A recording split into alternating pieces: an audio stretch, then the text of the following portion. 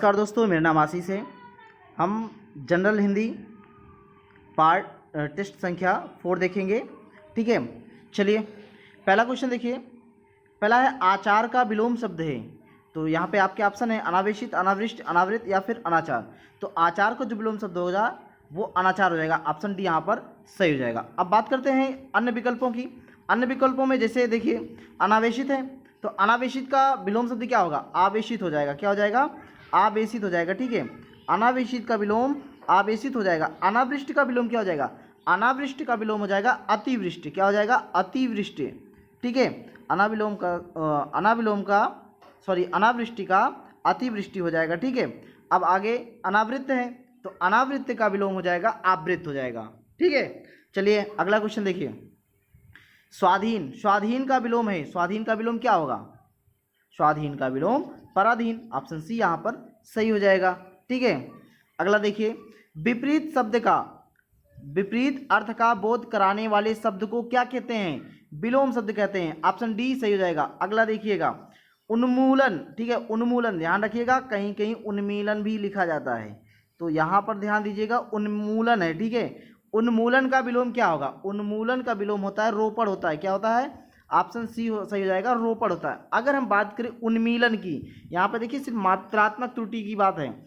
अगर मान लीजिए उन्मीलन हो, ठीक है, उन्मीलन हो, ध्यान रखिएगा उन्मीलन हो, तो उन्मीलन का जो विलोम शब्द होगा वो निमीलन हो जाएगा। क्या हो जाएगा? निमीलन। ठीक है, और अगर उन्मूलन है तो उन्मूलन का विलोम रोपड़ हो जाएगा। अब चलिए, अब हम अन्य जो है विकल्पों पे भी थोड़ा ध्यान दे देते हैं। यहाँ पे देखिए लिखा है आपका उत्थान। ठीक है, उत्थान का विलोम क्या हो जाएगा? उत्थान हो जाएगा पतन। उत्थान का विलोम पतन। उत्कर्ष का विलोम जो है अपकर्ष हो जाएगा। क्या हो जाएगा? अपकर्ष हो जाएगा। और अवनति का विलोम क्या हो जाएगा? उन्नति हो जाएगा। उन्नति विलोम हो जाएगा। ठीक, चलिए अगले क्वेश्चन तरफ बढ़िए। अगला देखिए निषिद्ध शब्द का विलोम है। निषिद्ध शब्द का विलोम होता है विहित।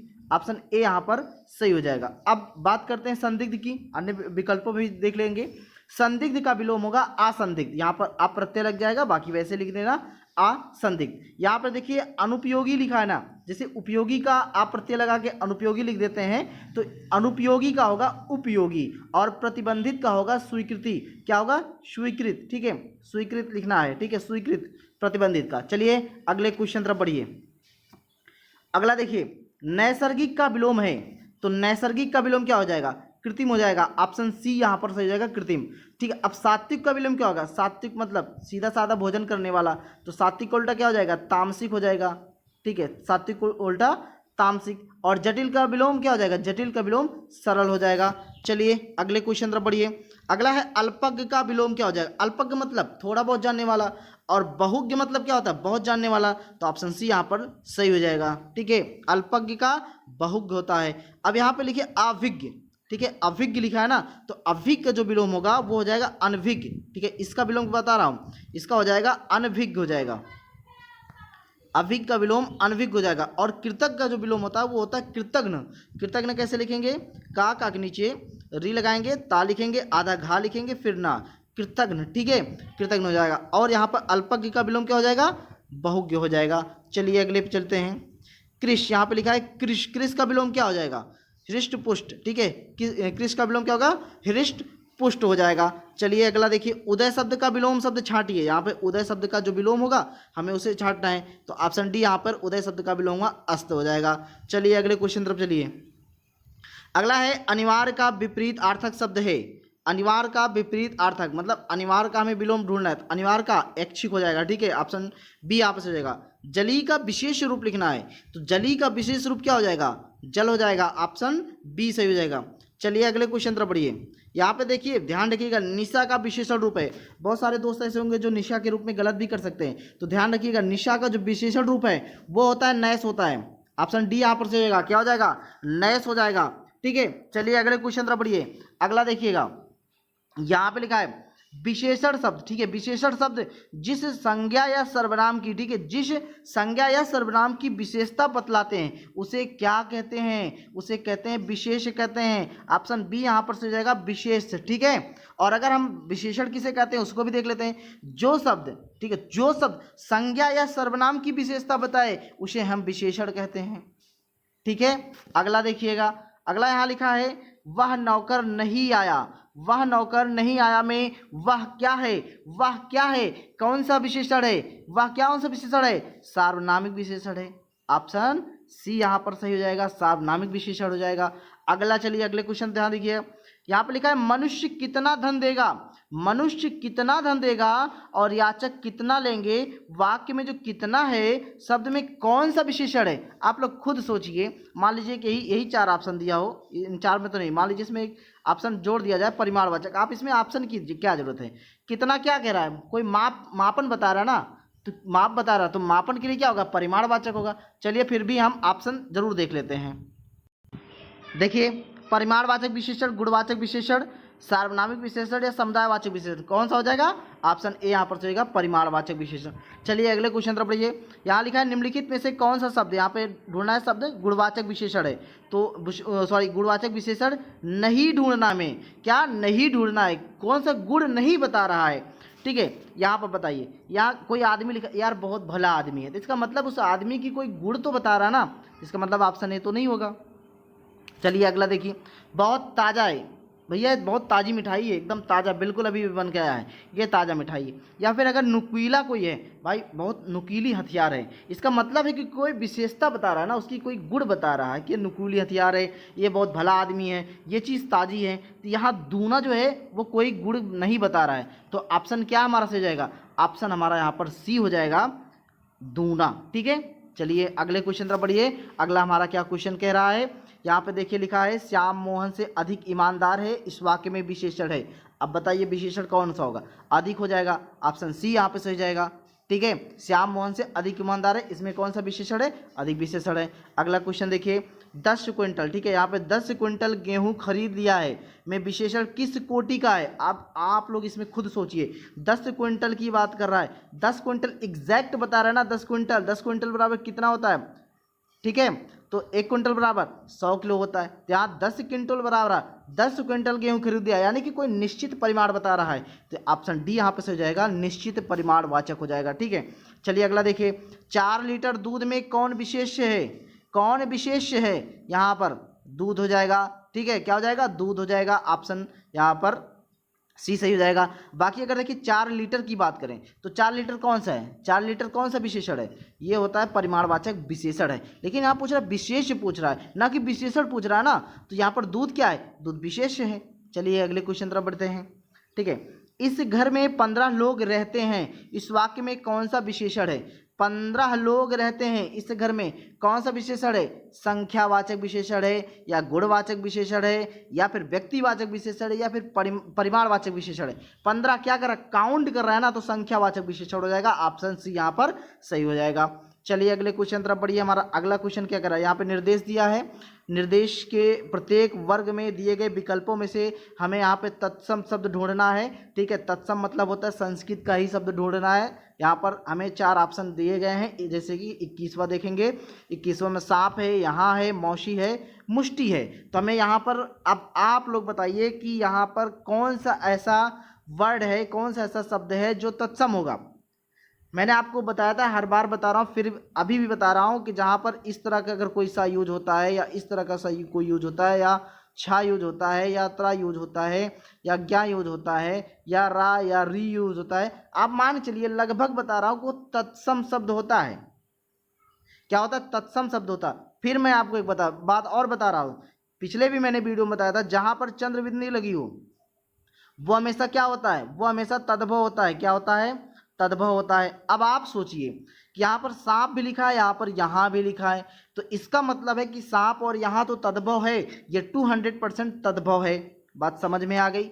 अब बताइए, मौसी लिखा है, इधर मुष्टि लिखा है, अब यहाँ से आप पकड़ लीजिए ना, आधा सा लिखा है, यहीं से आप पकड़ लीजिए कि यानी कि मुष्टि क्या हो जाएगा, मुष्टि एक तत्सम शब्द हो जाएगा।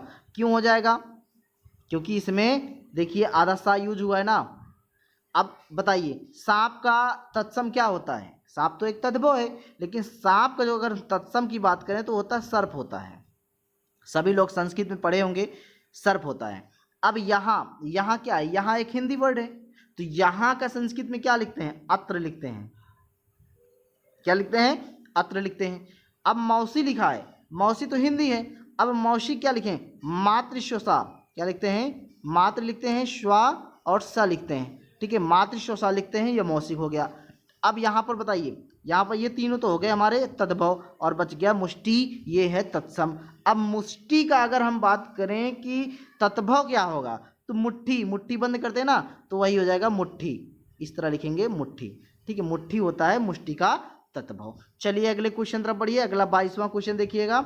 यहाँ पर रत्ती लिखा है, यहाँ पर रखना लिखा है, यहाँ रश्मि लिखा है, यहाँ पर रास लिखा है। अब आप लोग खुद सोचिए इसमें क्या आंसर, कौन सा आंसर सही हो जाएगा कि जो तत्सम हो। यहाँ पे देखिए लिखा है ना तत्सम, तत्सम ही ढूंढना है, तो कौन सा आंसर होगा, बिल्कुल यहाँ पर ऑप्शन सी, यहाँ पर से हो जाएगा रश्मि हो जाएगा, ठीक है, यहाँ पर बड़ा सा का यूज हुआ है। अब बताइए रत्ती, रत्ती क्या है, रत्ती भर यार, रत्ती भर, रत्ती मतलब थोड़ा सा, रत्ती भर, तो रत्ती क्या है, रत्ती एक तद्भव है। अब रत्ती का अगर हम तत्सम लिखेंगे ना, तो लिखेंगे रक्तिका, ठीक है, क्या लिखेंगे, रक्तिका, ठीक है, ऐसे लिखेंगे रक्तिका, ध्यान रखिएगा और वर्तनी को सुधार जरूर कीजिएगा। ये रक्तिका हो गया। अब बताइए रखना लिखा है, रखना का होता है रक्षण, क्या होता है, रा लिखेंगे 6 से छतरी और आड़ा लिखेंगे, रक्षण होता है रखना का। अब यहाँ पे रास, हम लोग सुने भी होंगे राश, रास देखिए लिखते हैं राशि का, ठीक है, यहाँ पर राशि लिखते हैं राशि। यहाँ मैंने ये समझ के मत जाइए कि राशि में यहाँ पे बड़ा सा लिखा है तो इसका मतलब है कि तत्सम ही होगा। मैं आपको फिर बता रहा हूँ कि लगभग, यहाँ ध्यान रखिएगा, लगभग शब्द जो है सा कहाँ यूज होते हैं, तत्सम में यूज होते हैं। मैंने ये नहीं कहा कि 200% ये बड़ा वाला सा तत्सम में यूज होते हैं, मैं ये कह रहा हूँ, फिर से कह रहा हूँ कि लगभग, मोस्टली कह रहा हूँ कि बड़ा वाला सा वो होता है तत्सम में प्रयोग होता है, ठीक है, बात समझ में आ गई। अब यहाँ पर रश्मि की बात कर लेते हैं, तो रश्मि का क्या होता है, रश्मि का जो तद्भव होता है, रश्मि का तद्भव क्या होगा, रस्सी हो जाएगा, यहाँ किरण मत समझ लेना, ठीक है, यहाँ पर रस्सी हो जाएगा, ये रश्मि का तद्भव है। चलिए अगले क्वेश्चन तरफ बढ़ते हैं। अगला क्वेश्चन 23वां नंबर देखेंगे। 23वां है, इधर शक्कर दिया है, इधर भिक्षु दिया है, इधर लोचन दिया है, इधर लौंग दिया है। अब आप लोग खुद बताइए कि इसमें जो तत्सम होगा वो क्या होगा, बिल्कुल आप जो लोग जरूर बताइए क्या हो जाएगा। ऑप्शन सी यहाँ पर हो जाएगा लोचन। अब लोचन का जो तत्सम, जो लोचन का तद्भव होता है वो होता है लोयन, क्या होता है, लोयन नहीं लिखना है, लोयन, ठीक है, लोयन, लायन नहीं पढ़ना, लोयन पढ़ना है, लोयन, लोयन मतलब लोचन होता है। लोचन क्या है, एक तत्सम है, लोयन क्या है, तद्भव है, किसका, लोचन का तद्भव लोयन है। चलिए अब शक्कर, शक्कर क्या है, शक्कर एक तद्भव है, ठीक है। अब शक्कर का जो है तत्सम कैसे लिखेंगे, शक्कर का तत्सम सुने जरूर होंगे, सरकरा, सरकरा होता है शक्कर का तत्सम होता है। यहाँ पर बिछो लिखा है, बिछो का होता है विक्षोभ, ठीक है, बी वा लिखेंगे और उसके बाद छा भा लिखेंगे, विक्षोभ लिखेंगे। और लौंग का होता है लवंग, क्या होता है, लवंग, क्या होता है, ला लिखेंगे, वा लिखेंगे और बिंदी लवंग, ठीक है, बिंदी है, लवंग हो गया लवंग का। चलिए अगले क्वेश्चन तरफ बढ़िए। अगला देखिए 24वां क्वेश्चन देखिएगा, ठीक है, 24वां दिया है हस्तनी, नयन, बच्चा या फिर बहिरा। तो आप लोग इसमें बताइए कौन सा इसमें तत्सम होगा, हस्तनी होगा, क्यों, क्योंकि हस्तनी होता है हाथी का, ठीक है, हाथी क्या है, तद्भव है, हाथी, जो हाथी का तत्सम हस्तनी हो गया। अब बताइए, चलिए हम नयन पे बात कर लेते हैं। नयन कैसे लिखेंगे, यहाँ पर जो नयन लिखा है ना, ये नयन लिखेंगे, क्या लिखेंगे, नयन, नयन क्या है, संस्कृत शब्द है यानी कि तत्सम है। और बच्चा, बच्चा क्या है, तद्भव है, और ये नयन तो तद्भव है। बच्चा का अगर हम तत्सम लिखेंगे तो वो हो जाएगा वत्स हो जाएगा, ठीक है, वत्स लिखेंगे। और अगर हम बहिर लिखा है या बहिरा लिखा है, इसको लिखते हैं बधिर, क्या लिखते हैं, बधिर, ठीक है, बा लिखेंगे और धा, धा पे छोटी की मात्रा और फिर रा, ये हो गया बधिर, ये हो गया आपका आंसर। आंसर कौन सा है, हस्तनी हो जाएगा। चलिए 25वां क्वेश्चन देखिए, यहाँ पे लिखा है अमीय, यहाँ पे लिखा है आम्रचूड़, या अनाड़ी लिखा है, या अनूठा लिखा है। अब आप लोग इसमें खुद बता सकते हैं कि कौन सा क्वेश्चन यहाँ पर तत्सम है, ठीक है, तो ऑप्शन यहाँ पर बी यहाँ पे तत्सम है, आम्रचूड़। आम्रचूड़ का मतलब होता है अमचूर, अमचूर नाम तो सुना ही होगा ना, अमचूर, तो अमचूर होता है अम्रचूड़, ठीक है। अमचूर क्या है, अमचूर एक तत्भव है, और आम्रचूड़ क्या है, आम्रचूड़ एक तत्सम है।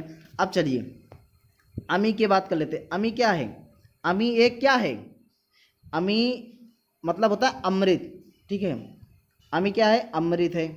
अमृत क्या है, अमृत एक तत्सम है, अमी क्या है, तद्भव है, ठीक है। अब इधर लिखा है अनाड़ी, अनाड़ी का जो है तत्सम क्या हो जाएगा, अनार्य हो जाएगा, अनार्य हो जाएगा। अब अनूठा है, अनूठा का अनुत्थ हो जाएगा। यहाँ पर मैं आपको लिख दे रहा हूँ अनुत्थ कैसे लिखेंगे। आ लिखेंगे, ना छोटी मात्रा, ता और आधा ता है और था है, अनुत्थ हो जाएगा, अनूठा का तत्सम हो जाएगा। बात समझ में आ गई। चलिए अगले क्वेश्चन तरफ बढ़िए।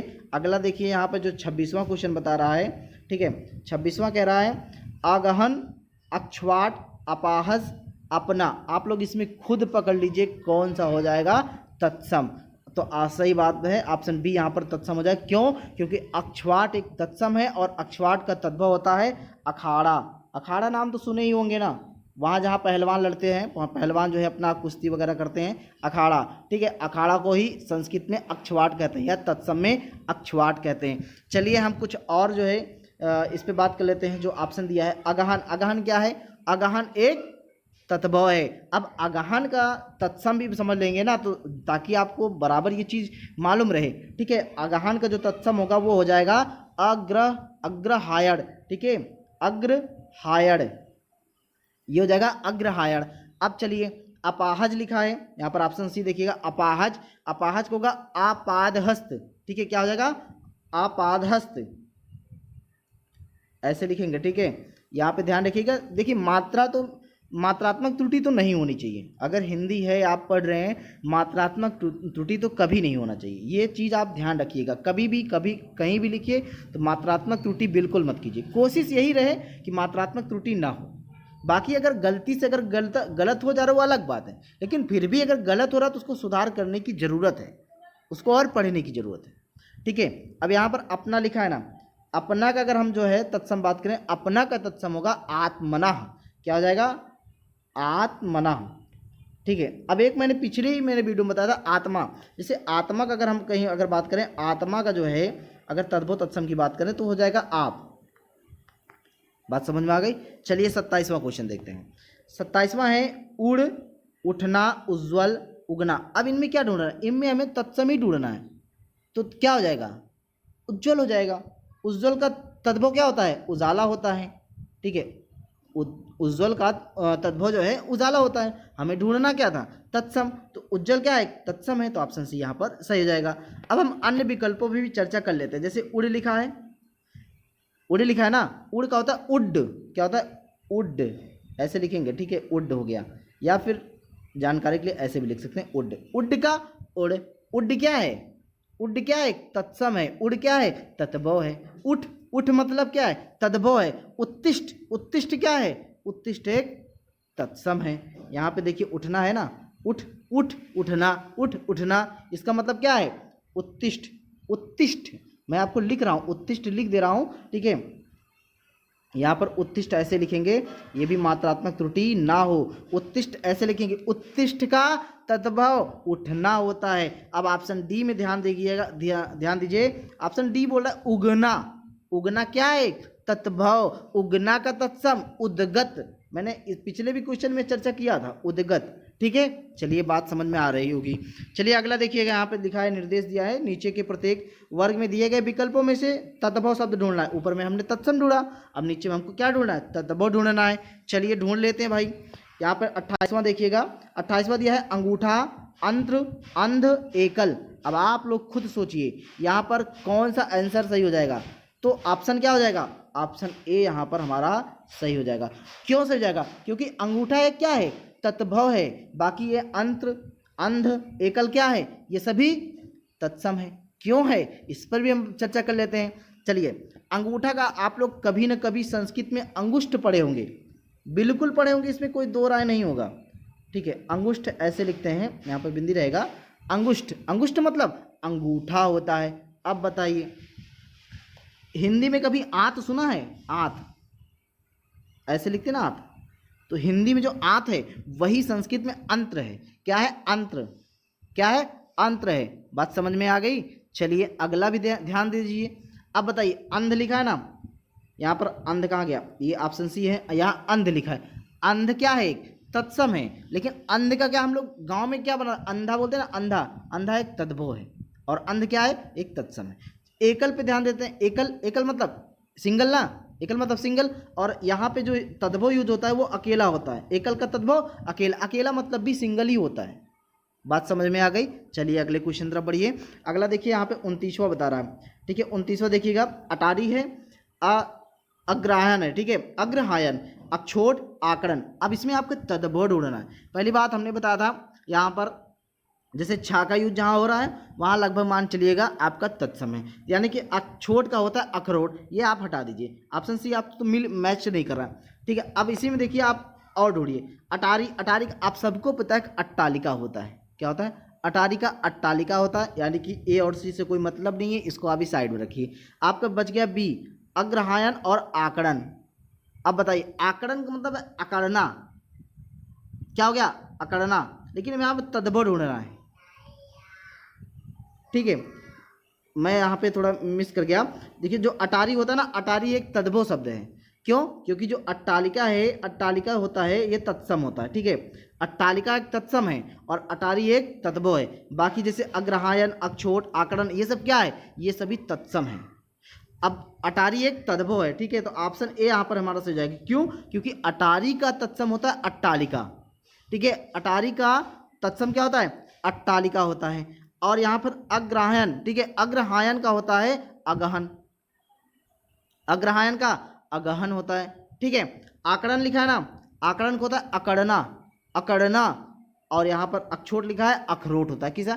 अखरोट होता है। चलिए यहाँ पे 30वां भी देख लीजिए, आत्मनः, अनूठा, अंगरक्षक, आकार। इसमें हमें क्या ढूंढना है?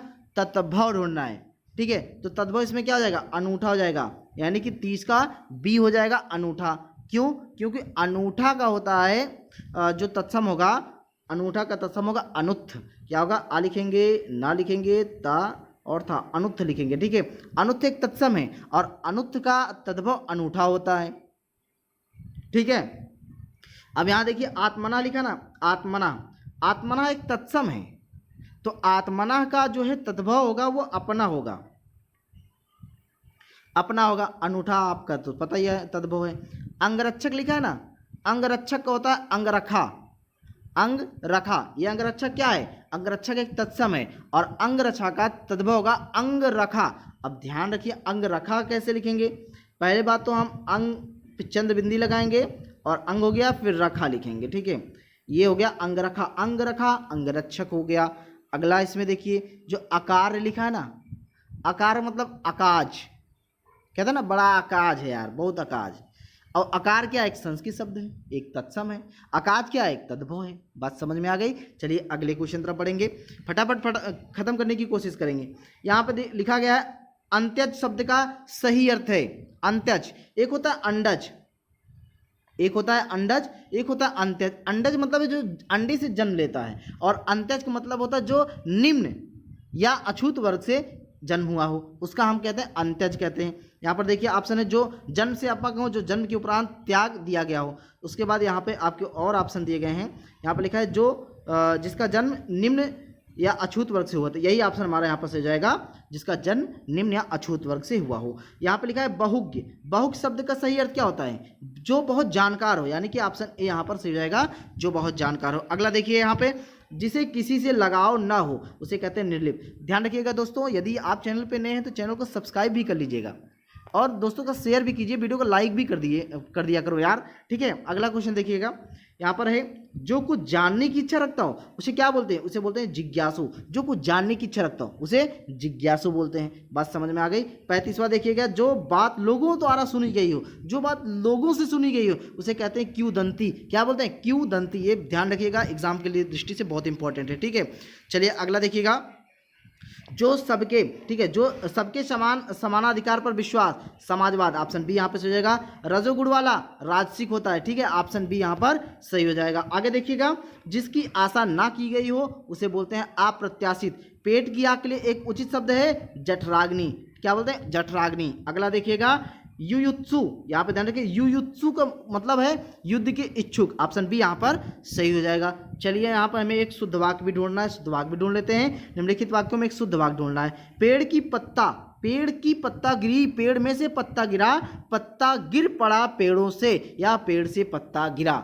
अब आप लोग खुद बताइए कि इसका सही आंसर क्या हो जाएगा? सही आंसर हो जाएगा पेड़ से पत्ता गिरा। ऑप्शन डी यहाँ पर सही हो जाएगा। चलिए अगले क्वेश्चन तरफ बढ़ते हैं। अगला है निम्नलिखित में एक वाक्य त्रुटिपूर्ण है। क्या है? त्रुटि है, हमें त्रुटिपूर्ण जो है ढूंढना है। इसमें लिखा है संभवतः मैं रविवार को आ जाऊंगा, जीती मक्खी निगली नहीं जाती, विद्या सदैव, यहाँ पर लिखा है सदैव साथ रहने वाला धन होता है, मुझे आशंका है कि निष्पक्ष चुनाव नहीं हो पाएंगे। इसमें सही आंसर हो जाएगा ऑप्शन, यहाँ पर ऑप्शन सी सही हो जाएगा, विद्या सदैव साथ रहने वाला धन होता है। ये आपका वाक्य जो है अशुद्ध है। ठीक है, अगला देखिए यहाँ पर निम्नलिखित में से एक वाक्य यहाँ पर देखिए शुद्ध नहीं है। क्या है? शुद्ध नहीं ढूंढना है।